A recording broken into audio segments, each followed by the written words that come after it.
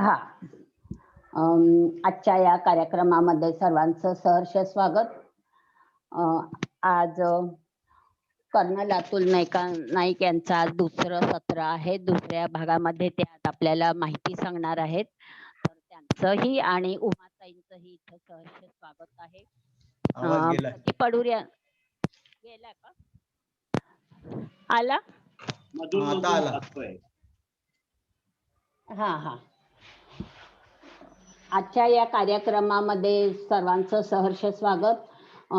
Colonel Atul Naik यांचा आज दुसऱ्या सत्रामध्ये आपल्याला वेगळी माहिती सांगणार आहेत. तर त्यांचंही इथं सहर्ष स्वागत. आणि उमाताई पण इथे या कार्यक्रमामध्ये हजर आहेत, त्यांचंही स्वागत.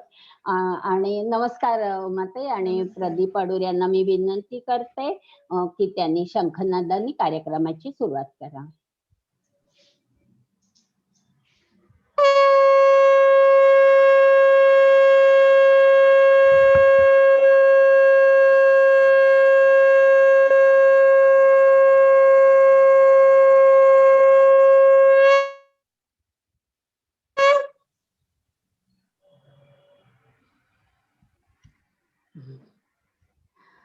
सरांना मी विनंती करते की त्यांनी कर्नल अतुल नाईक यांची ओळख करून द्यावी.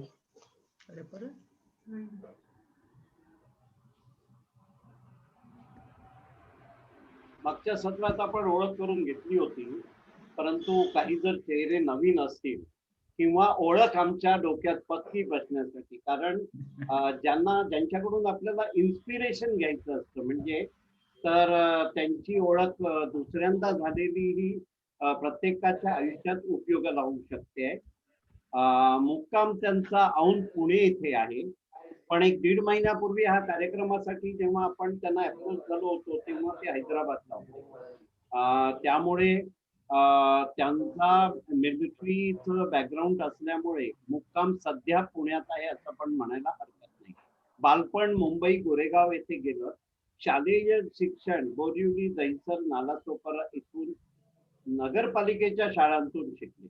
वसई निर्मळच्या शाळेतून त्यांनी SSC पूर्ण केलं. आता नगरपालिकेच्या शाळेतून उल्लेख एवढ्यासाठी केला मी, आर्थिक अडचणींवर मात करीत पुढील कॉलेजचे शिक्षण पाटकर कॉलेज गोरेगाव इथून पूर्ण केले. हे शिक्षण त्यांच्या ज्ञाती समाजाकडून मिळालेल्या शिष्यवृत्तीतून झाले.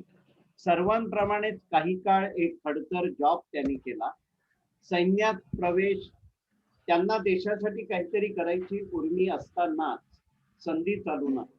त्यांनी आर्मीत शॉर्ट सर्व्हिस कमिशनवर ऑफिसर पदासाठी जाहिरात वाचली. कशाचाही विचार न करता व काहीही माहिती नसताना अर्ज केला. त्यानंतर मुंबई, बेंगलोर अशा शहरी जाऊन जटिल इंटरव्ह्यू दिले आणि ते सिलेक्ट झाले.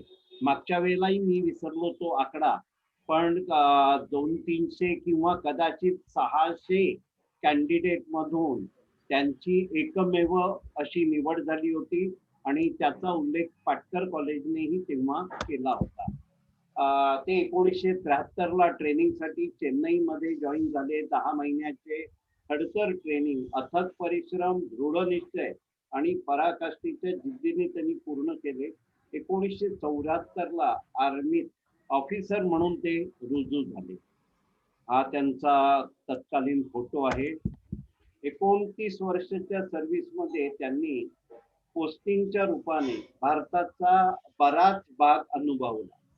तो म्हणजे नेपा ते रण ऑफ कच्छ आणि जम्मू काश्मीर ते श्रीलंका, म्हणजे आडवा आणि उभा अख्खा देश त्याच्यात कव्हर झालाय. लक्षात घ्या, पैकी तब्बल 18 वर्ष ते जम्मू काश्मीर मध्ये पोस्टिंगला होते. त्यांच्या सर्व्हिस काळात मोठी लढाई झाली नाही, पण अप्रत्यक्ष लढाई, ज्याला आपण प्रॉक्सी वॉर म्हणतो, सतत चालू होती. अशा परिस्थितीत 18 वर्षे जम्मू काश्मीर मध्ये आणि 2 वर्षे पंजाब मध्ये त्यांनी सेवा दिली. या काळात काही जीवावरचे प्रसंगही आले. आता अप्रत्यक्ष लढाई किंवा प्रॉक्सी वॉर म्हणजे काय? हे युद्ध अतिशय कठीण असते. याला दहशतवाद किंवा टेररिझमच्या समोर केलेलं युद्ध म्हणतात, ज्यात शत्रू तुमच्या आजूबाजूला असतो पण तुमच्यावर हल्ला करेपर्यंत तुम्हाला तो कळत नाही. कारण तो इतर नागरिकांमध्ये मिसळलेला असतो. परंतु शत्रूला तुम्ही युनिफॉर्मच्या रूपाने कधीही लोकेट करता येतं. त्यामुळे फार जोखमीचं काम त्यांनी 18 वर्ष आणि 2 वर्ष पंजाबमध्ये असं केलं. त्यांच्या कारकिर्दीतले काही फोटोग्राफ आपल्याला बघायचे आहेत. 1973 जेव्हा ते आर्मी ऑफिसर म्हणून जॉईन झाले तेव्हाचा फोटोग्राफ आहे. पूर्वीचे फोटोग्राफ आहेत. तर 73च्या मे महिना ते नोव्हेंबर दरम्यान तुम्हाला सगळ्यांना दिसतंय का? हो दिसतं. हो दिसतंय. मे ते नोव्हेंबरच्या दरम्यान गन ज्याला आपण तोफ म्हणतो याचे प्रशिक्षण म्हणजे ती तोफ उडतानाच आपल्याला दिसतंय सोल्जर्स कडून. खडतर जेव्हा आपण ट्रेनिंग म्हणतो त्यासाठी हा एक प्रतिकात्मक फोटो आहे. पंजाबच्या पोस्टिंग मध्ये त्यांच्या सहकार्यांबरोबरचा त्यांचा फोटो आहे. जवानांबरोबर पूजा करताना तुम्ही ऑफिसर किंवा त्याच्या वरच्या पदावर जेव्हा एखाद्या टीम बरोबर असता तेव्हा त्या सगळ्या टीमचे तुम्हीच मायबाप असता. त्यामुळे पूजा अर्चा म्हणा किंवा कुठलीही त्यांची वैयक्तिक अडचणी असून ते किंवा वैयक्तिक कुटुंबांची सेलिब्रेशन्स असली तरी ह्या पदाधिकारी व्यक्तींना तो पालकांचा सन्मान किंवा कर्तव्य पूर्ण करायला लागतात. जम्मू काश्मीरमध्ये थंडीच्या उंबरठ्यावर त्यांच्या कलिग बरोबरचा फोटो आहे. मगाशी उल्लेख केला की जी टीम असते आणि त्याचं त्यांनी आपल्याला कॅडर बटालियन वगैरे मागच्या वेळेला वर्णन केलेलं आहे. त्याच्याशी नंतर मी थोडासा स्पर्श करणार आहे की मागच्या कार्यक्रमाला आपण काय काय विषय कव्हर केले. पण त्या जे वार्षिक सेलिब्रेशन्स असतात, आता हे क्रिसमसचं आहे तर सांता क्लॉजच्या भूमिकेमध्ये आपले कर्नल साहेब दिसत आहेत. तसंच काही करमणुकीच्या कार्यक्रमातले त्यांचे हे 2 फोटो आहेत. जी मगाशी आपण तोफ म्हटली तर ही तोफ कोफर्सची आहे. ती आपल्या माहितीसाठी त्याचं चित्र ठेवलंय. 155 mm गन ची प्रतिकृती. ही गन 50 किलोची तोफेचा गोळा 40 किलोमीटर पर्यंत फायर करू शकते. यांच्या जम्मू काश्मीर मधल्या टीम मध्ये 18 तोफा त्यांच्या हुकुमावर धडधडायच्या. मोहीम पूर्वी कोणतीही छोटी मोठी मोहीम जेव्हा आखतात जेव्हा छोट्या छोट्या एरियातलं किंवा एक छोटीसा सक्सेस करण्यासाठीचा स्ट्राईक करायचा असतो. आपण प्रॉक्सी वॉर बद्दल इथे बोलतो तर तेव्हा त्या अख्ख्या टीमला त्याची आखणी करायला लागते. तर मोहीम पूर्वी यशस्वी आखणीसाठी बैठक याला शिवाजीच्या काळात किंवा पूर्वीच्या काळात खलबतं म्हणायचं. खलबतं म्हणजे युद्ध रचनेची केलेली बैठक. त्याच्यानंतर प्रॉक्सी वॉर चालू असताना कुठेतरी चहाचा काचेचा कप हातात घेऊन कोणत्या तरी बाजवर बसलेले आहेत. हे प्रॉक्सी वॉरच्या दरम्यानचा फोटो आहे. आणि एखादी सक्सेस केली एखादं मिशन की त्याच्यानंतरचं हे रिलॅक्सेशन आहे. तिन्ही फोटो त्यांची टीम बरोबरचे आहेत. कर्नल रँकचे प्रमोशन स्वीकारतानाचा हा फोटो आहे. आणि मगासपासून आपण उल्लेख केला उमाताई ह्या त्यांच्या अर्धांगिनी आहेत आणि कर्नल रँकचे प्रमोशनच्या खुशीमध्ये उमाताई आपल्याला दिसत आहेत. असा हा यांचा प्रवास आहे. तर कर्नल अतुल नाईक यांची मी तुम्हाला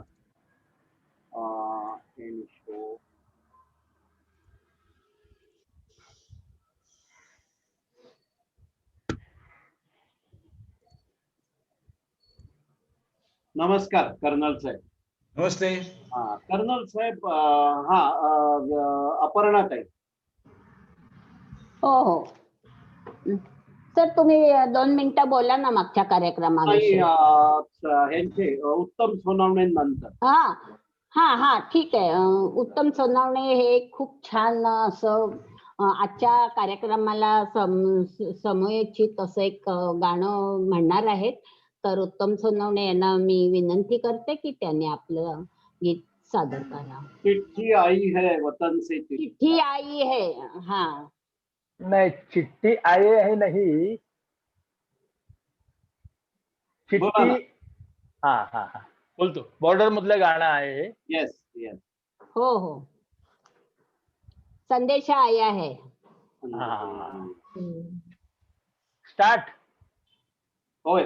की छाँव में सीमा के आंचल, गाँव की पीपल से किसी की आंचल से तो वादा था निभाऊंगा, आऊंगा, मैं एक दिन आऊंगा, मैं एक दिन आऊंगा, मैं एक दिन आऊंगा, मैं एक दिन आऊंगा, मैं एक दिन आऊंगा, मैं एक दिन आऊंगा, मैं एक दिन आऊंगा. वा वा वा. उत्तमराव, भारत मस्त, माता मस्त, की मस्त. जय वंदे मातरम. उत्तमराव, खरंच कौतुक आहे. आणि मला कर्नल साहेबांना सांगायला आवडेल की मागच्या वेळेला स्वातीताई अगदी होती की गाणी. आज उत्तमराव सोनावणेने म्हटलं त्यांच्याकडे ना 40-50 जण आहेत आणि त्या क्षमतेचे आहेत. आणि हा मला गर्व आहे, कारण ह्या सगळ्या जणांनी ना ज्येष्ठत्वात स्वतःची ओळख वेगळी तयार केलेली आहे. आता उत्तमराव सोनावणेंचं मिलिटरी मधलं स्वप्न बाकी होतं म्हणून 71व्या वर्षी ते मिलिटरीच्या पोशाखात वावरतात असं आपण धरायला हरकत नाही. पण यांना आम्ही आमचे शम्मी कपूर म्हणतो. अरे म्हणजे क्या बात है. त्यांच्या सगळ्या ऍक्शन 17 वर्षाच्या असतात. आता हे मी तुम्हाला आमच्या सभासदांबद्दल कौतुकाने सांगितलं. एक सभासद आपल्या समोर आहेत सिम्बॉलिक. तर उत्तमराव, मस्त झालं गाणं, छान वातावरण स्थिती झालीये आणि आपण आपल्या कार्यक्रमात जातो. कर्नल साहेब, आपण मागच्या पहिल्या भागामध्ये काही घेतलं, त्याचा मी थोडा अर्ध्या मिनिटात सगळ्यांना आढावा देतो आणि मग आपण पुढच्या भागात जाऊ. तुम्ही कार्यक्रम आपण ठरवायच्या अगोदर एकदा मला सांगितलं होतं की मला माझ्याबद्दल सांगण्यात काहीही इंटरेस्ट नाही, याच्यात मी मोठा नाहीये, पण आपल्या सगळ्या लोकांना सैन्य आणि सैनिक ह्या गोष्टी कळाव्यात या उद्देशाने आपण हे सत्र ठेवूया. आणि त्याप्रमाणे खूप उपयोग झाला त्याचा. मला झाला म्हणजे प्रत्येकाला झाला असणार. मागच्या भागामध्ये तुम्ही सुरुवातीला जल, थल, वायू, सेना या 3 प्रकारच्या सेना ओघवत्या सांगितल्या. त्याच्यानंतर प्रामुख्याने लष्करातल्या शाखा सांगितल्या, ज्याच्यात इन्फेंट्री आहे, आर्टिलरी रेजिमेंट आहे, आर्मर्ड रेजिमेंट आहे, engineering, signal, supply, medical, ordnance. म्हणजे कुठचंही युद्ध होतं किंवा कुठची ऍक्शन होते तेव्हा कशा ही सगळी डिपार्टमेंट एकमेकांना मदत करतात आणि एकमेकांना कव्हर करतात, आणि ती सिस्टीम सांगितली. त्याच्यानंतर army command, corps, division, brigade, battalion, company हा भाग सांगितला. आणि प्रामुख्याने 3 प्रकारची युद्ध सांगितली तुम्ही आम्हाला. 4 प्रकारचे. सपाट मैदानातलं युद्ध वेगळं, वाळवंटातलं वेगळं, जंगलातलं वेगळं, जिथे डोंगर भाग वगैरे असतो, आणि वेगळ्या प्रमाणे असलेलं प्रॉक्सी वॉर म्हणजे जम्मू काश्मीरचं युद्ध. आणि तुम्ही फार मेहनत घेऊन पहिला भाग आम्हाला कव्हर केला. आपल्या लोकांना म्हणजे आज जर काही नवीन चेहरे असतील तर त्यांना त्याची जरा पार्श्वभूमी कळावी म्हणून मी हा भाग सांगितला. पण मी जे तुम्हाला म्हटलं, कारण या 1 आठवड्यामध्ये जेव्हा एक न्यूज आली की अमुक अमुक साईजची आर्टिलरी अमुक अमुक ठिकाणी डिप्लॉय केली, तेव्हा आर्टिलरी म्हणजे काय माझ्या नजरेसमोर एकदम करेक्ट चित्र आलं.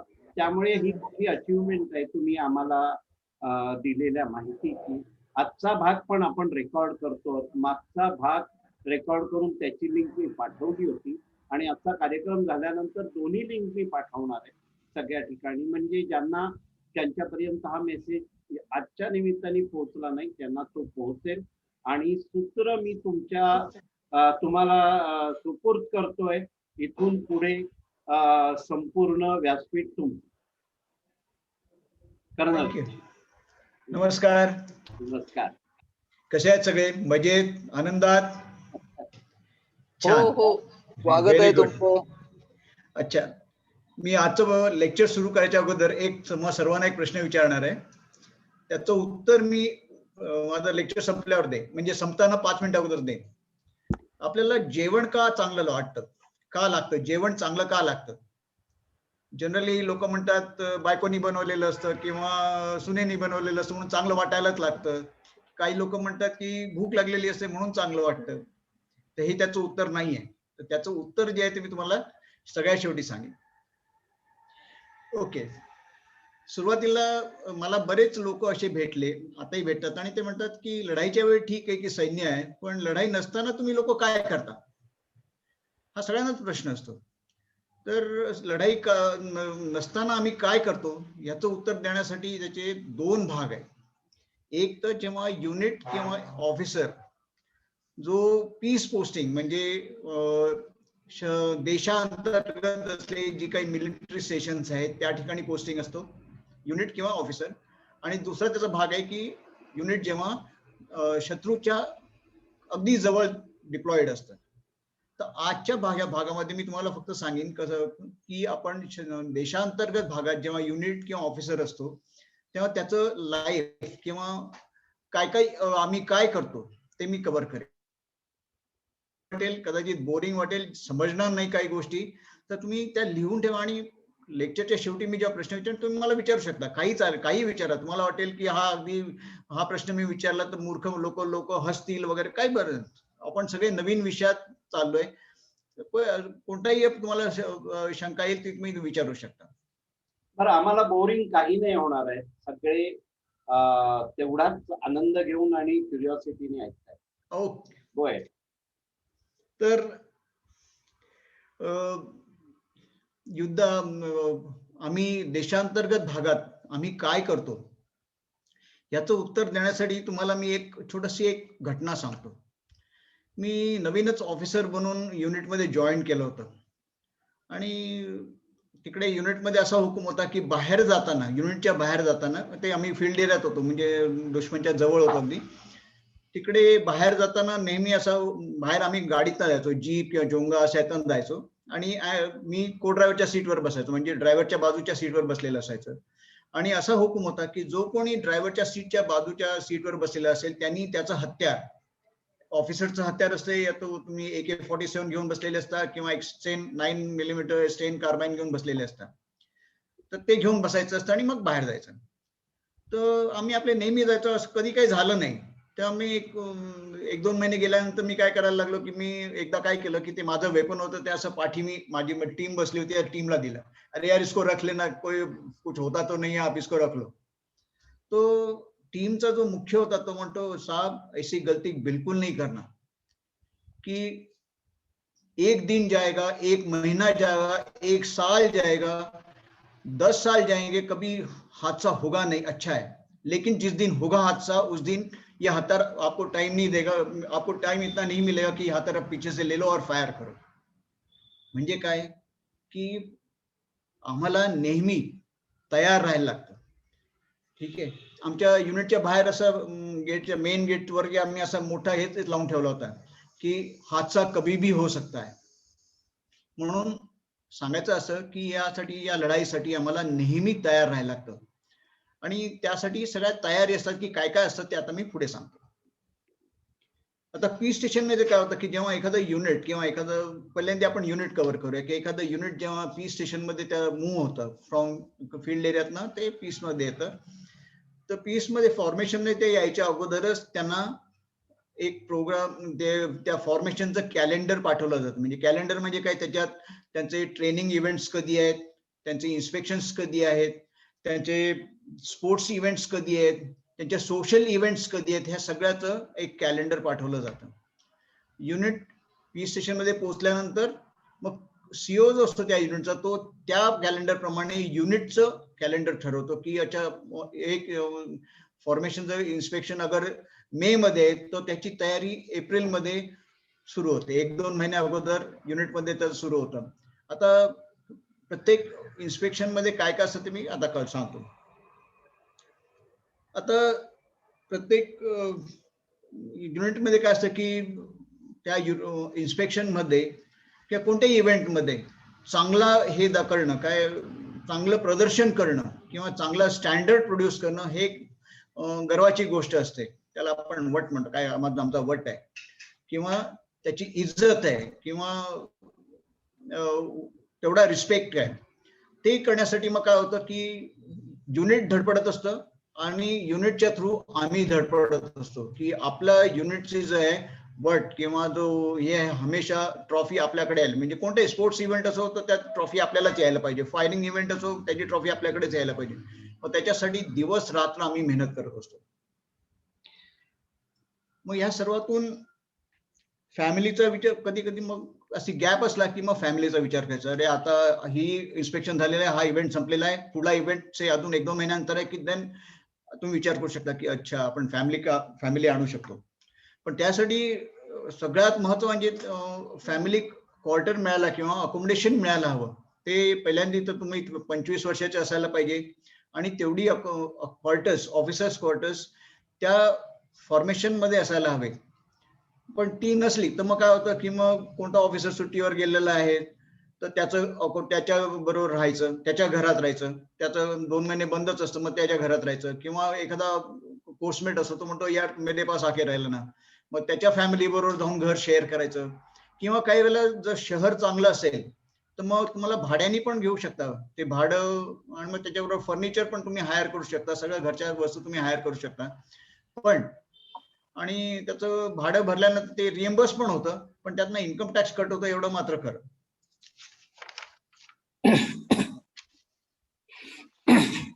काही वेळेला असं होतं की ह्या सगळ्या इव्हेंट्स मध्ये घर तर मिळतं, क्वार्टर तर मिळतं, अलॉट होतं, कर्नल नायक ये घर मिल गया, ले लो, टेक ओव्हर करो और रहो. पण हे केल्यानंतर सुट्टीच नाही, कारण इन्स्पेक्शन आहे, कोई स्पोर्ट्स इव्हेंट आहे, कोई त्यात तुम्हाला जायला नाही. मग अशा वेळी मग बायकोवर जबाबदारी येते की जी ती सासरी राहत असेल किंवा माहेरी राहत असेल किंवा पाठल्या ड्युटी स्टेशनवर असेल, तिकडनं आपलं बोऱ्या बिस्तरा गोल करायचा आणि नव्या ड्युटी स्टेशन मध्ये यायचं. काही वेळेला मी पाठवू शकायचो मदतीसाठी, एखादा जवान वगैरे मदतीला पाठवायचं, पण त्याचा अनुभव जो काय आला आता ती गंमत जी आहे ती उमा सांगू शकेल. पण मी आपला पाठवून द्यायचो, कारण त्या जमान्यामध्ये ज्या आम्ही मूव्ह करायचो त्यावेळी कोणी पॅकर्स मूव्हर्स नव्हते. आपलं मोठमोठे लाकडाचे बॉक्स असायचे, त्याच्यात तयार असायचे, ते मग त्यात टाकलं की पॅक केलं की त्यात निघालं. त्यात माझ्या मुली पण एक्सपर्ट झाल्या होत्या. पॅकिंग मूव्ह करायला सांगितलं की लगेच आपले फटाफट पॅक करून कागदा गुंडाळून काचेचे सामान गुंडाळून त्या बॉक्स मध्ये टाकून बॉक्स रेडी. माझ्या 29 वर्षाच्या सर्व्हिसमध्ये मी काहीतरी 17 की 18 वेळेला ही मूव्ह केलेली आहे. म्हणजे याचा अनुभव मला आणि माझ्या उमाला किती असेल हे तुम्ही त्याची कल्पना येईल.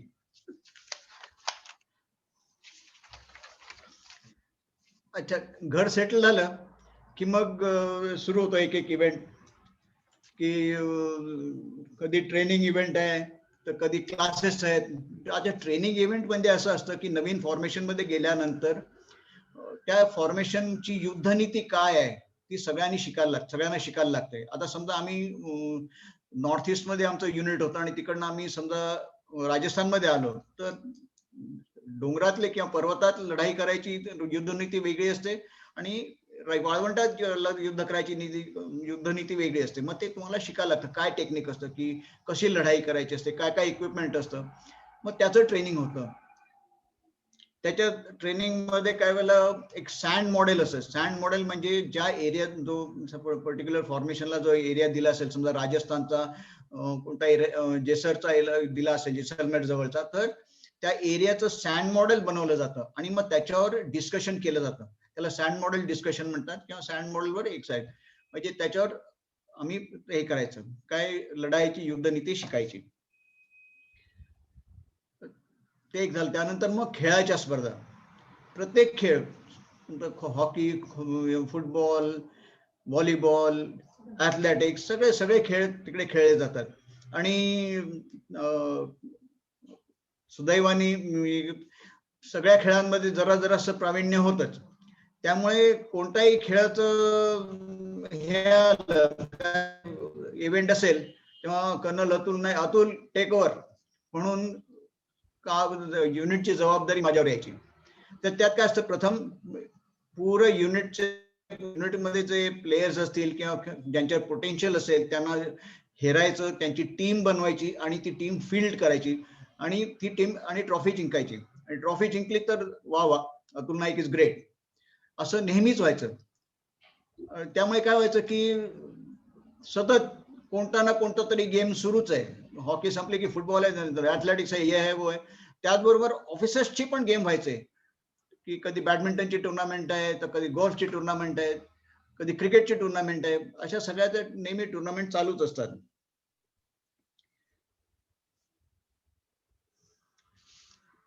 आता काही वेळेला काय होतं, आता जनरली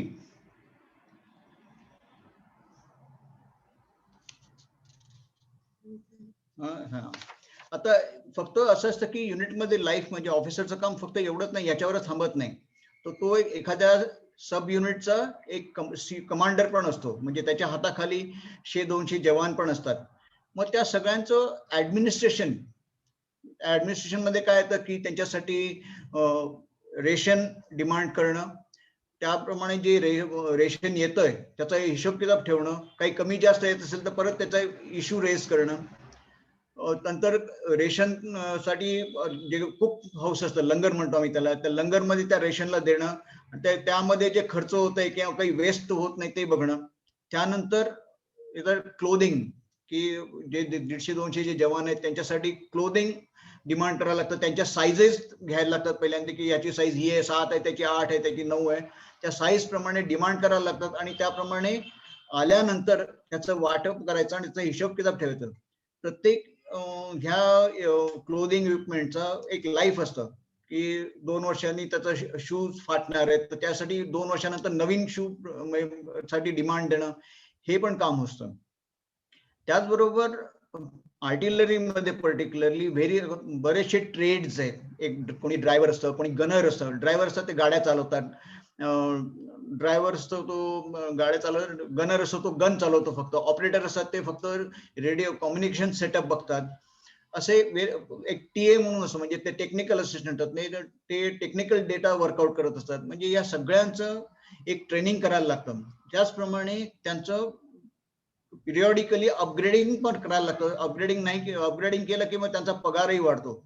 त्यामुळे टिपिकल वेळेनुसार म्हणजे प्रत्येक त्यांच्या पिरियॉडिकली त्यांचं अपग्रेडिंग करणं. त्याचप्रमाणे प्रमोशन काढर, की काही लोक जवान म्हणून येतात, 1-2 वर्षांनी त्यांचं मग जवान ते lance naik to naik, naik to havildar, havildar to JCO, असं की प्रमोशन काढर असतात. त्यांच्यासाठी त्यांचं ट्रेनिंग करायचं, त्यांना त्यांची तयारी करायची. त्यातल्याच काही लोक जवान अगर चांगले असतील, म्हणजे ज्यांच्यात पोटेन्शियल असेल, तर त्याला ऑफिसर बनवण्यासाठी त्याचं ट्रेनिंग करणं, हे सगळे ट्रेनिंगचे प्रकार करायला लागतात. त्याचबरोबर मग येतं की काही वेळेला डिसिप्लिनरी पण ऍक्शन तुम्हाला घ्यायला लागते. काही जवान असतात की काही आपापसात तू मैमे होतं, किंवा भांडणं होतात, किंवा काही सुट्टीवर जातो तो येत नाही, वेळेवर येत नाही, असे काही छोटे मोठे गुन्हे असतात. मग त्याचं छानबीन करून त्याच्या ग्रॅव्हिटीनुसार, म्हणजे त्यांनी जो डिसिप्लिनरी ऍक्शन त्यांनी जे हे केलेलं आहे त्यानुसार त्याला शिक्षा देणं, हे पण एक काम असतं. तसंच काही वेळेला काही मोठा गुन्हा केला असेल कोणी, तर त्याच्यासाठी एक कोर्ट मार्शल कोणाचं चाललं असेल तर त्याच्यात तुम्ही मेंबर म्हणून जाऊ शकता. काही वेळेला कुठे ऍक्सिडेंट झाला असेल किंवा कोणी काय गडबड झाली असेल तर त्याची इन्क्वायरी करण्यासाठी म्हणून तुम्ही मेंबर, किंवा तुम्हाला स्वतःला कोर्ट ऑफ इन्क्वायरी, त्याला कोर्ट ऑफ इन्क्वायरी म्हणतात, ते करायला लागतं.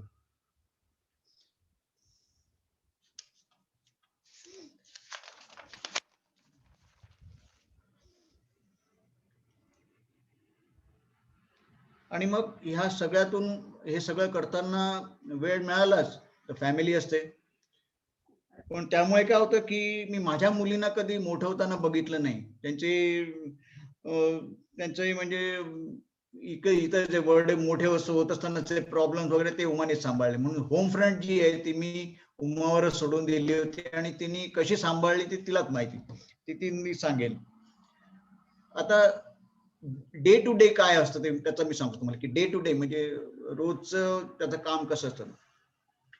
जनरली म्हणजे तुम्ही नॉर्थ ईस्ट मध्ये असाल, म्हणजे कलकत्ता आणि बियॉन्ड त्याच्या पूर्वेला असाल, तर तिकडे सकाळ 5 वाजताच होते. म्हणजे 5 वाजता आमची पीटी असते, 5 ते 5:45 पर्यंत पीटी. आणि समजा तुम्ही इथे असाल, नॉर्थ मध्ये असाल किंवा कुठे सेंट्रल इंडियाच्या आसपास असाल, तर जनरली 6 ला पीटी सुरू होते.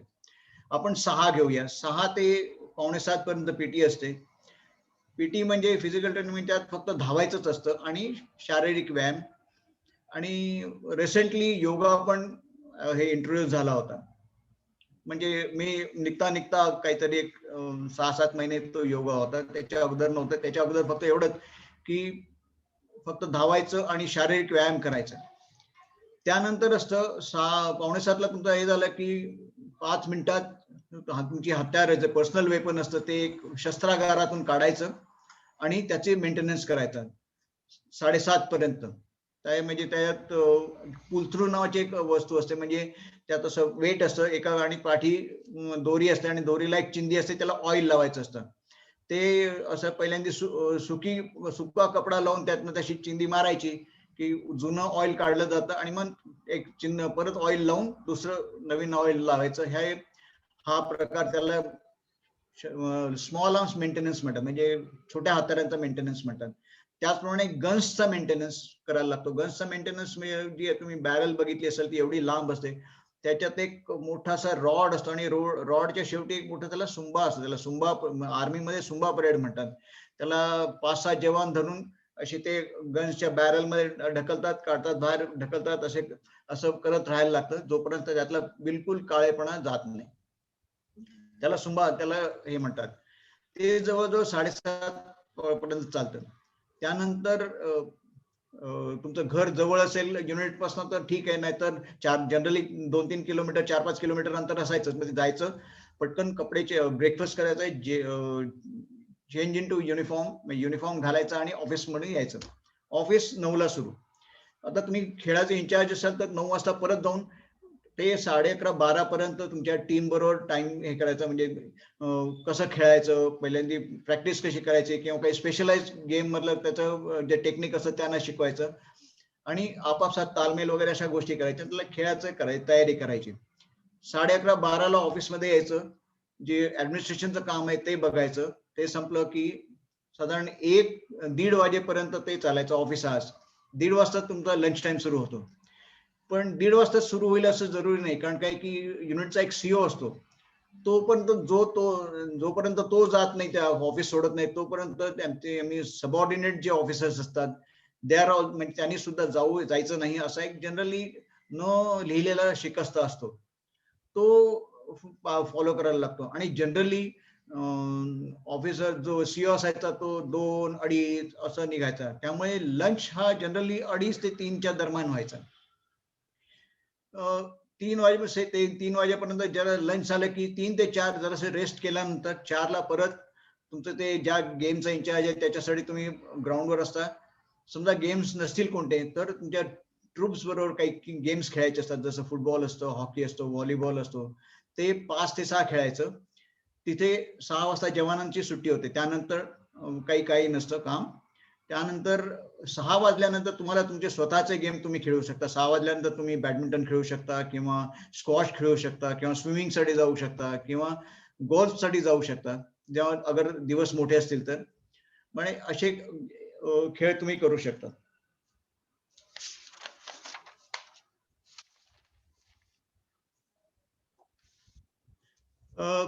काही वेळेला रात्रीचं नाईट ट्रेनिंग पण असतं. ते जनरली पहिल्या शुक्रवारी 8 ते 11 म्हणजे रात्री 8 ते 11, दुसऱ्या शुक्रवारी 8 ते 1, तिसऱ्या शनिवारी 8 ते 3 आणि चौथ्या शुक्रवारी पुरी रात्र नाईट ट्रेनिंग. म्हणजे नाईट ट्रेनिंग मध्ये तेच की आपण रात्री कसे फायरिंग करू किंवा त्याच्यासाठी कसं हे करायचं, व्हेरियस नाईट विजन हे असतात डिव्हाइसेस असतात ते कसे वापरायचे याचं ट्रेनिंग दिलं जातं. प्लस तुमचं ऑफिशियल डॉक्युमेंट तुम्ही अपडेट करू शकता, काही कामं असतील ती पूर्ण करू शकता. पण नाईट ट्रेनिंगचे हे 4 दिवस. पण नाईट ट्रेनिंग असताना असं नाही की दुसऱ्या दिवशी आराम आहे, असं नाही. नाईट ट्रेनिंग संपलं की जस्ट चेंज ओव्हर आणि परत दुसऱ्या दिवशीचं जे रेग्युलर ट्रेनिंग आहे किंवा रेग्युलर इव्हेंट्स आहेत किंवा रुटीन आहे ते फॉलो करायचं असतं. रविवारी मंदिर परेड म्हणजे तिकडे आर्मीमध्ये देवळात जाणं सुद्धा एक परेड असते. मंदिर परेड म्हणजे त्या सगळं म्हणजे देवस्थान आम्ही म्हणायचो. त्या देवस्थानात म्हणजे सगळेच म्हणजे त्यात कुराण आहे, त्यात ग्रंथ साहेब आहे, बायबलचं हे ठेवलं आहे, त्यात देवाचं पण आहे. तसे 4ही गोष्टींचं त्याला धर्मस्थळ म्हणायचं. त्यात 8 ते 10 हे मंदिर परेड. रविवारच्या 10 वाजल्यानंतर मग तुम्ही फ्री. त्यानंतर मग तुम्ही मार्केटमध्ये जाऊ शकता किंवा तुम्हाला काही क्रिकेटचं काही हे असेल काय बोलवलं असेल मित्रांनी किंवा गोल्फसाठी हे मिळालं असेल कशासाठी बोलवलं असेल कोणी किंवा ब्रिज खेळण्यासाठी बोलवलं असेल मग त्या ठिकाणी याचं जायचं. हे रविवारचं जनरली रुटीन ते संध्याकाळी 6-6:30 पर्यंत. आता आपण इन्स्पेक्शन बघूया काय. इन्स्पेक्शन्स म्हणजे काय. जनरली इकडच्या आपल्या सिव्हिल पार्लन्समध्ये जर म्हणायचं तर त्याला ऑडिट म्हणतात. आम्ही त्याला इन्स्पेक्शन म्हणतो आर्मीमध्ये. त्यात बरीच इन्स्पेक्शन्स असतात. पहिल्यांदा एक ऍडम इन्स्पेक्शन असतं. ऍडम इन्स्पेक्शन मध्ये युनिट कोणत्याही युनिटचं हे ऍडमिनिस्ट्रेशन किती फुल प्रूफ आहे किंवा टॉपचं आहे ते बघण्यासाठी त्यांचं ट्रेनिंग हे केलं जातं काय त्यांचं इन्स्पेक्शन केलं जातं. त्याच्यातच ते युनिट ते ऑफिसर आणि किंवा जवान हे कितपत बॅटलवरती किंवा बॅटल फिट आहेत ते बघण्यासाठी एक BPET नावाचा एक टेस्ट असते. त्याच्यात 5 किलोमीटर धावणं असतं. देन 6 मीटर उंच उभा रोप चढायचा, 6 मीटर असा आडवा त्याच्यावर जायचं आणि परत 6 मीटर खाली यायचं. त्याला पण एक त्याला रोप क्लाइम्बिंग म्हणतात ते होतं. ते असायचं. 9 फीट डिच वरनं जंप मारायची किंवा फायरमन लिफ्ट म्हणजे आपल्या सहकार्याला उचलून 300 मीटर जायचं. अशा टेस्ट असतात. त्याच्यातही परत असं आहे की सर्वांनी एक्सलंट मध्येच यायचं असा शिकस्त. कारण काय की त्याच्यात युनिटचं जे आहे नाव उंच होतं की लोक म्हणतात की ह्या युनिटचे सगळे ऑफिसर सगळे हे. त्यामुळे त्याच्यासाठी 1-2 महिने पहिल्यांदा रोजच हे सुरू असतं.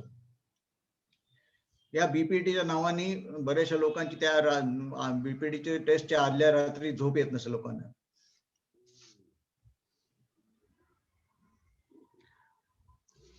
नेक्स्ट वी कम टू ऍडम इन्स्पेक्शनच्या शेवटच्या दिवशी मात्र जेवण म्हणजे ऑफिसर्स मेस मध्ये त्याला डिनर नाईट असं म्हणतात. डिनर नाईट मध्ये एक्झॅक्टली काय होतं ते नाही मी सांगत, पण त्याच्यात बायकांना पण इन्व्हिटेशन असतं. म्हणजे तुमच्या बायको बरोबर एक डिनर नाईट असते. म्हणजे त्यात असं बघितलं जातं की तुम्ही काट्या चमच्या कसे जेवता किंवा तुमचे टेबल मॅनर्स काय तुमचेच नाही तर तुमच्या बायकोचे पण कसे आहेत ते पण बघितलं जातं. त्याची भली मोठी रिहर्सल करायला लागते. ते कशी ते किंवा त्याच्यात एक्झॅक्टली काय होतं ते समजा पुढे कधी वेळ मिळाला तर मी तुम्हाला सांगेन. मग येतो एक प्रॅक्टिस कॅम्प. ते फक्त आर्टिलरीच्या युनिटमध्ये असतं. प्रॅक्टिस कॅम्प म्हणतात त्याला. ते प्रत्येक वर्षातनं एकदा असतं. ज्यात 1-1.5 महिना युनिट बाहेर जिथे रेंजेस असतात, मोठ्या मोठ्या रेंजेस असतात. जसं आपल्या इकडे महाराष्ट्रात बघितलं तर फक्त देवळालीला आहे.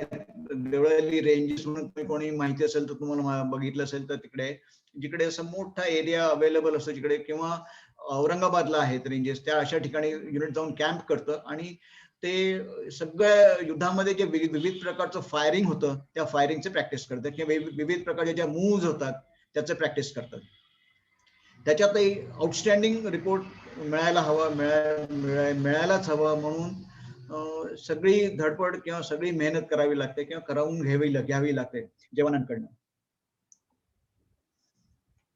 त्याचबरोबर मग अशी आणखीनही बरीचशी इन्स्पेक्शन आहे. जसं एक CME इन्स्पेक्शन असतं. म्हणजे त्याच्यात तुमच्याकडे जेवढं इक्विपमेंट आहे जसं गाड्या आहेत किंवा गन्स आहेत त्याचं तुम्ही कसा मेंटेनन्स करता, त्याचा रेकॉर्ड ठेवता की नाही वगैरे. जसं गाड्या असेल तर त्याचं ऑइल चेंजिंग बरोबर करता की नाही, टायर रोटेशन असेल ते करता की नाही बरोबर, किंवा त्याचं मेंटेन तुम्ही ग्रीसिंग केलंय की नाही बरोबर, त्याचा रेकॉर्ड ठेवलाय की नाही, हे सगळं ते चेक केलं जातं. तसंच गन्सचं पण केलं जातं की त्याचा मेंटेनन्स वेळेवर करताय की नाही, किंवा ज्या बोफोर्स गन झाले तेव्हा त्याचा प्रत्येक सकाळपासून संध्याकाळपर्यंत एक हे असायचं की 10 वाजता त्याला ह्या एलिव्हेशन मध्ये गन ठेवायची, मग त्याचा रेकॉर्ड ठेवायचा. 1 वाजता त्याला ह्या एलिव्हेशन म्हणजे गन अशी असेल तर अशी 10 वाजेपर्यंत, मग अशी असेल तर 1 वाजेपर्यंत, मग परत अशी 10 वाजता, असे व्हेरियस रेकॉर्ड असतात ते मेंटेन करायला लागतात आणि त्याप्रमाणे लोकांकडनं करून घ्यायला लागतात. त्याचं इन्स्पेक्शन होतं.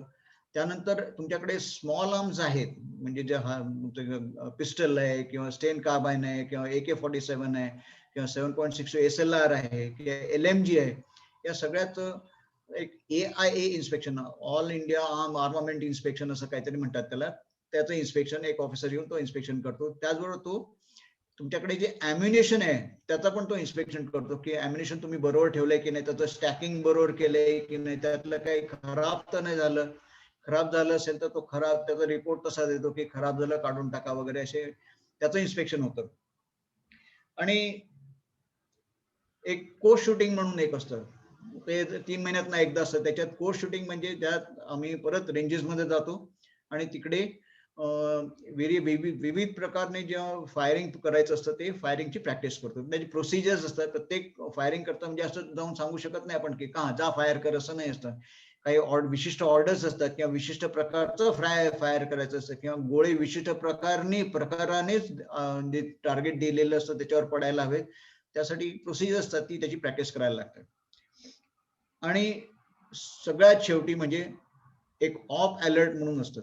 हे जवळजवळ पूर्ण फॉर्मेशनचं असतं. त्या ऑफ अलर्ट जवळजवळ 1.5-2 महिने, कधी कधी 3 महिने युनिट जे आहे ते त्यांचा जो ऑपरेशनल एरिया आहे, जसं मी अलवरला होतो तर आमचा ऑपरेशनल एरिया जैसलमेर राजस्थानमध्ये होता, बाडमेर जैसलमेर मध्ये. तर आम्ही दरवर्षी पिकं कापली गेली, पिकं कापायचा विकत म्हणजे गहू कापला गेला जनरली फेब्रुवारी मार्च मध्ये कापला जायचा की मग पुरा युनिट जे आहे पुरं फॉर्मेशन एका रात्री मूव करता करून बाडमेर जैसलमेर आम्ही जायचो. एक भद्रिया लाठी नावाची जागा होती जैसलमेर आणि पोखरणच्या मध्ये 60 किलोमीटर अंतरावर, तिकडे आमचा कॅम्प असायचा. आणि मग तिकडनं त्या 2-3 महिन्यात ज्या प्रकाराने खरं युद्ध होईल, फक्त त्यात आम्ही फायरिंग करत नाही, लाईव्ह फायरिंग नाही करत, पण ज्याप्रमाणे खरं युद्ध होईल त्याप्रमाणे आम्ही बिहेव करतो. तर समजा एखाद्या ठिकाणी मला सांगितलं की या ठिकाणी एक नोडल पॉईंट, मी लास्ट टाइम तुम्हाला सांगितलं की नोडल पॉईंट असतं राजस्थानमध्ये की पाण्याच्या जिकडे पाण्याचा सोर्स असेल त्या ठिकाणी गाव असतं आणि त्या गावाच्या भोवती डिफेन्स लागतं, त्याला नोडल पॉईंट म्हणतात. त्या ठिकाणी समजा मला जायचं असेल तर त्या ठिकाणी मी जायचं वगैरे आणि तिकडे जे काय प्रॅक्टिस आहे त्या करायच्या. असे 1.5-2 महिने काय त्यासाठी अलवरहून राजस्थान किंवा याला जायचं असेल तर मग ट्रेन डिमांड करा. ट्रेन लागली की मग त्या ट्रेनमध्ये तुमच्या गन्स, गाड्या, ॲम्युनेशन सगळ्यांनी लोड करायचं, जायचं आणि मग तिकडे उतरायचं. जिकडे डी ट्रेनिंग स्टेशन दिलेलं असतं त्या ठिकाणी उतरून मग पुढे याला जायचं. तर जाताना पटापट गाड्या मिळायच्या, येताना काय व्हायचं कि अभी तो क्या घर ही जाना है, आराम से दे देंगे. रेल्वे वाले पण आराम से गाड्या द्यायचे. त्यामुळे कित्येक दिवस आम्ही रेल्वेच्या यार्डामध्ये कॅम्पिंग करून राहायचं, कारण काही गाडी ट्रेनच मिळत नाही. ट्रेन मिळाली की मग तुमचा परतीचा प्रवास सुरू.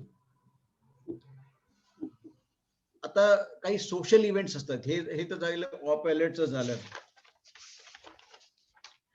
काही सोशल इव्हेंट्स असतात त्यात म्हणजे युनिटचा रेझिंग डे, जसा वाढदिवस असतो तसा युनिटचा पण वाढदिवस असतो, तो मोठ्या थाटाने साजरा केला जातो. त्यात बाहेरचे जेवढे मुख्य अधिकारी आहेत, मोठे अधिकारी आहेत, फॉर्मेशन कमांडर्स आहेत, त्यांना बोलवलं जातं. आणि त्याच्यातही असा हे असं शिरस्ता असतो की आम्ही किती काय म्हणतात अगत्यशील आहोत हे दाखवण्यासाठी पुष्कळ प्रयत्न केले जातात. म्हणजे चांगल्यात चांगला मेनू बनवला जातो जेवणासाठी, चांगल्यात चांगले प्रोग्राम सेट केले जातात. त्यात काही जवान प्रोग्राम देतात, काही ऑफिसर्स प्रोग्राम देतात. माझे जे तुम्ही फोटो बघितले ते तशाच रेझिंग डेचे फोटो आहेत ते. त्याचप्रमाणे ऑफिसर्सच्या बायका काही इव्हेंट्स, ऑफिसर्सची मुलं अगर तिथे असतील तर ते काही इव्हेंट देतात. म्हणजे असं सगळं म्हणून एक सुंदरसं मनोरंजनाचा प्रोग्राम दाखवला जातो.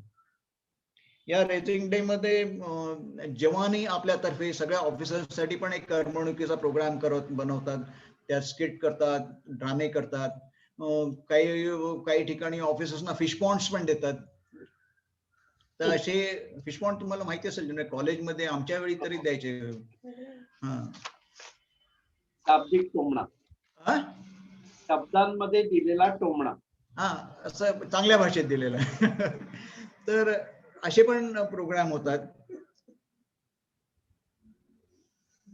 आणि मग ह्याच्यातूनही मग वेळ मिळाला तर मग तुमची अॅन्युअल लिव्ह 2 महिने असते, ती कधीच मिळत नाही. कॅज्युअल लिव्ह असते, ती 1000 वेळा म्हणजे रिअली काही इमर्जन्सी झाली तरच कॅज्युअल लिव्ह मिळणार. मग असे असे पण प्रकार होतात.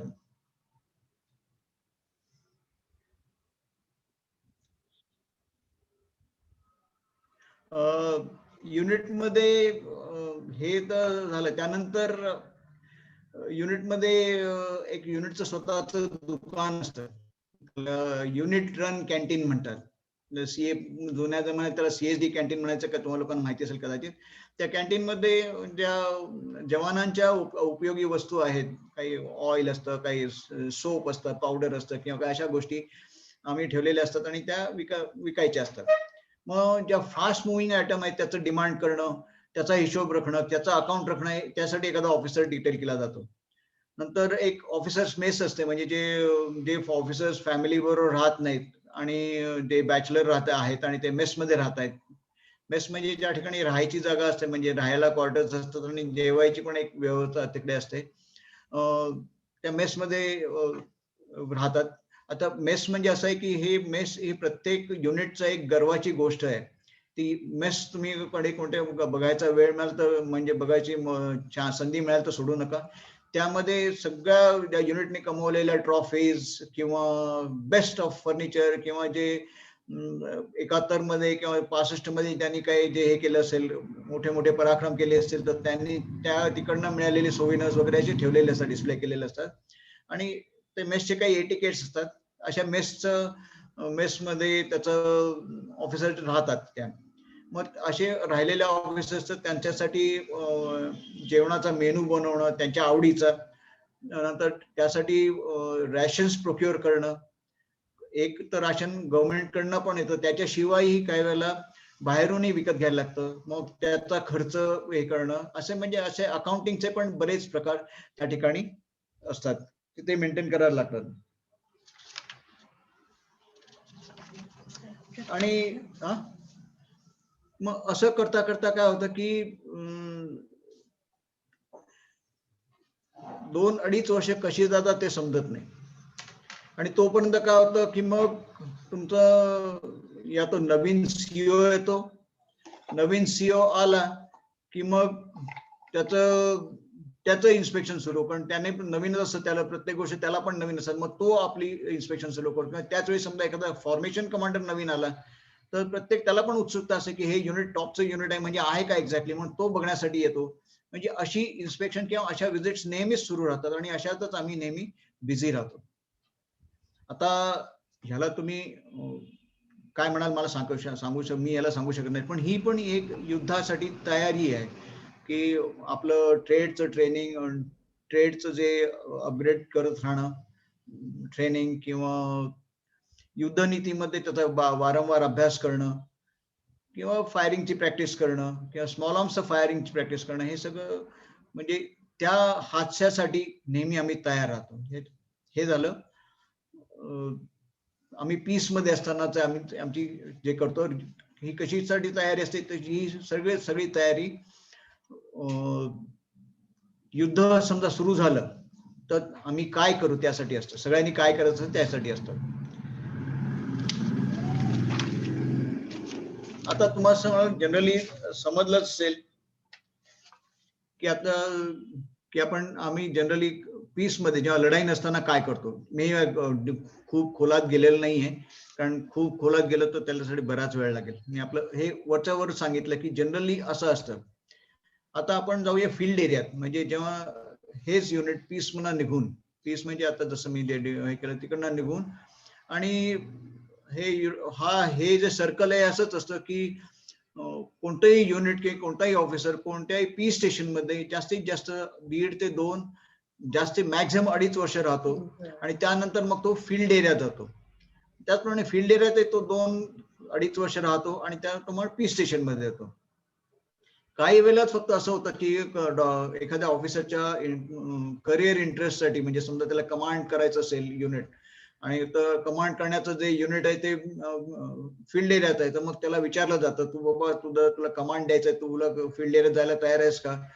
तर मग जायला तयार असेल किंवा तसंच तत्सम काही हे असेल तर तो त्याला विचारला, ऑफिसरला विचारलं जातं आणि मग त्याचं पोस्टिंग होतं. म्हणजे फील्ड टू फील्ड पण पोस्टिंग होतं.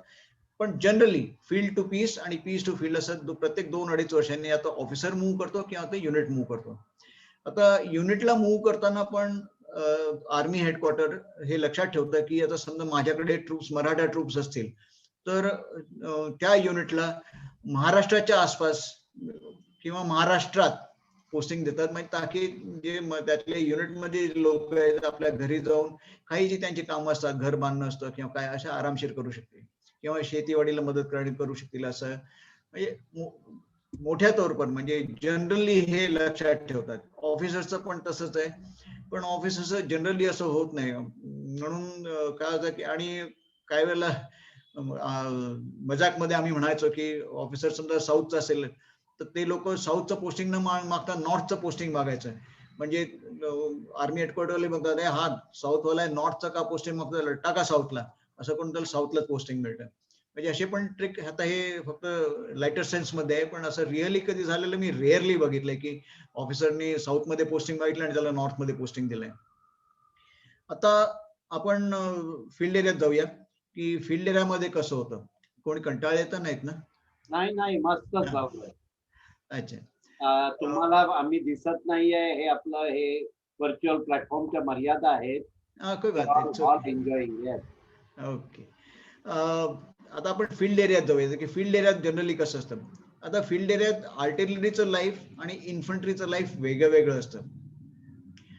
मी आर्टिलरीच लाईफ विषयी बोलेन, कारण इन्फंट्रीच्या लाईफ विषयी मी थोडक्यात सांगतो की इन्फंट्रीचं लाईफ असं आहे की जे एनिमीच्या कॉन्टॅक्ट मध्ये जे हे आहेत एरियाज आहेत, म्हणजे आय टू आय कॉन्टॅक्ट, म्हणजे असं आहे की तुमचा शत्रू तुमच्यापासून जस्ट 150-200 मीटर समोर बसलेला आहे.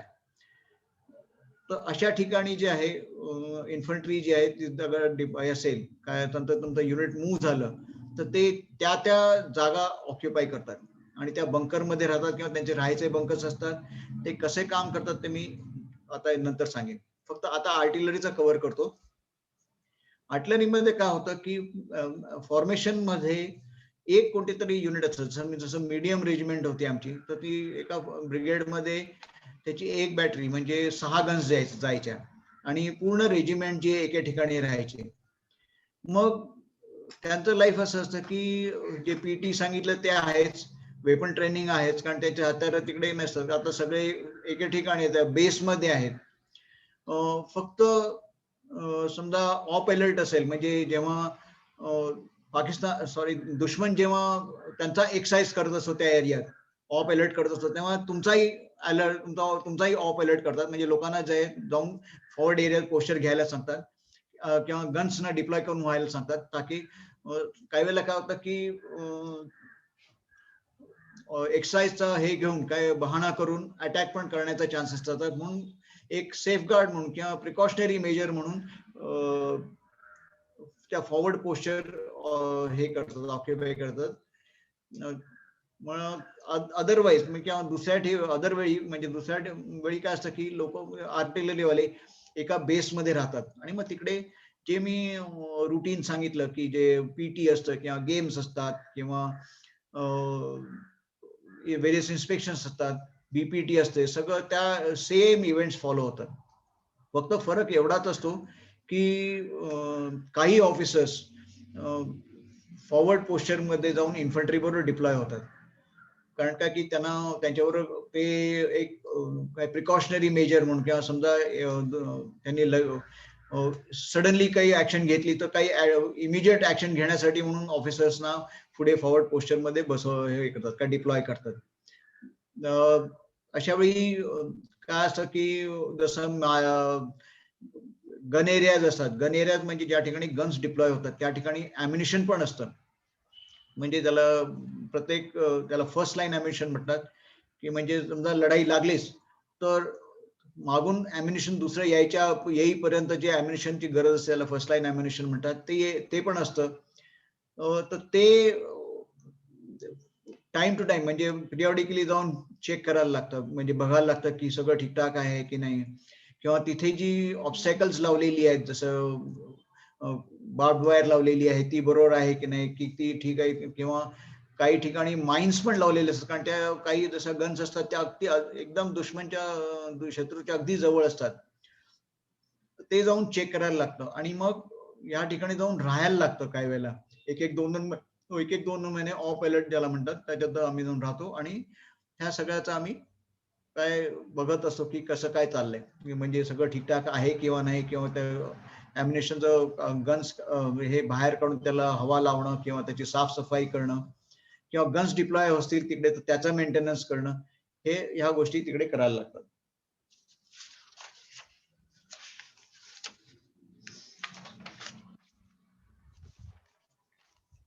फील्ड एरियातच असं असतं की फॅमिली क्वार्टर्स त्यात काही जसं आम्ही डलोग्रा नावाची एक जागा होती ज्या ठिकाणी ती म्हणजे ॲज क्रो फ्लाय डिस्टन्स मध्ये शत्रू जवळजवळ 10-12 किलोमीटर होता. बाय रोड जायला गेलं तर काहीतरी 20-25 किलोमीटर असं काहीतरी होता. तर त्या ठिकाणी पूर्ण एके ठिकाणी आमची रेजिमेंट डिप्लॉय असायची आणि मग तिथे फॅमिलीज जी आहेत 2 महिने अलाउड होते. फॅमिली त्यात क्वार्टर म्हणजे काय की युनिटनीच आमच्या जवानांनी मिळून बंकर्स बनवले होते.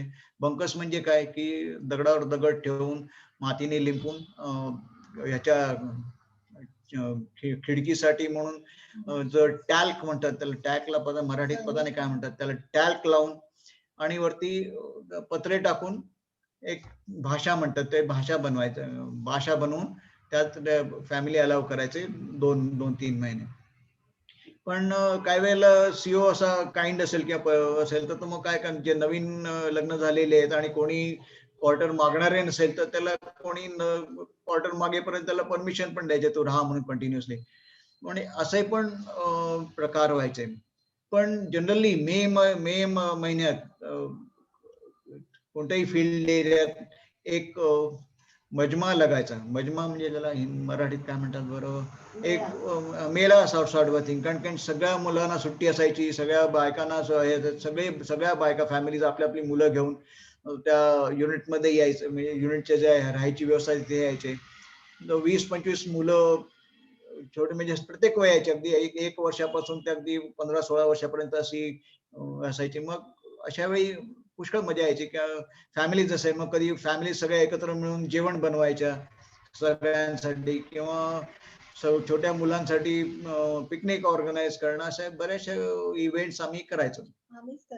म्हणजे उमा म्हणते आम्हीच करायचो आणि ते खरं कारण की मीच होतो त्यांचा लीडर की प्रत्येक की कारण नाही, पण हे बोलणं बरं नाही. काय होतं की जनरली संडेला काही काम नसलं की लोकांचं 10:30-11ला मंदिर परेड संपलं की मग बिअरिंग सुरू होतं, म्हणजे बिअर. ते त्यात मी त्यातला नव्हतो, त्यामुळे मग 10 वाजल्यानंतर मी काय करायचो, सगळ्या मुलांना एकत्र करून आम्ही पिकनिकला जायचो.